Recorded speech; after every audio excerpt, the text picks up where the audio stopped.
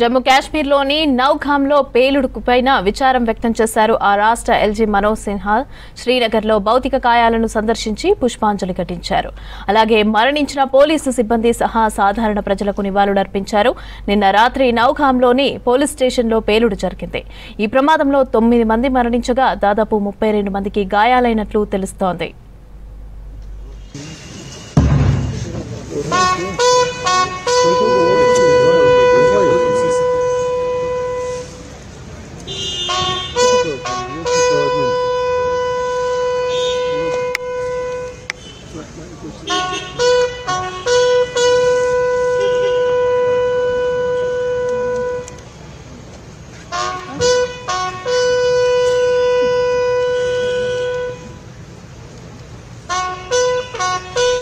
మరోవైపు నౌగాం పోలీస్ స్టేషన్లో జరిగిన బ్లాస్ట్ పైన కేంద్ర హోంమంత్రిత్వ శాఖ స్పందించింది.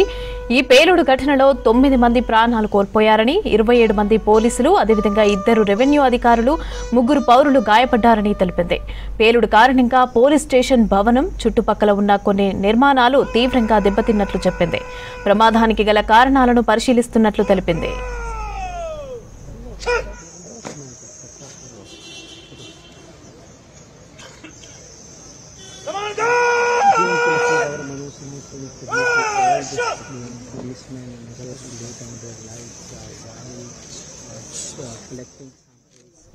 టెర్రర్ మాడ్యూల్ దర్యాప్తులో స్వాధీనం చేసుకున్న పేలుడు పదార్థాలు, రసాయనాలను నౌగాం పోలీస్ స్టేషన్ ప్రాంగణంలో నిల్వ చేసినట్లు చెప్పారు అధికారులు.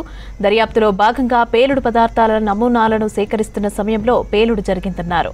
ఫోరెన్సిక్ టెస్ట్ కోసం నమూనాలు సేకరిస్తూ ఉండగా పేలుడు సంభవించిందని చెప్పారు.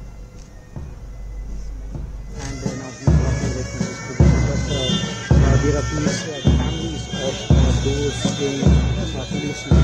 who are going to meet and they're trying to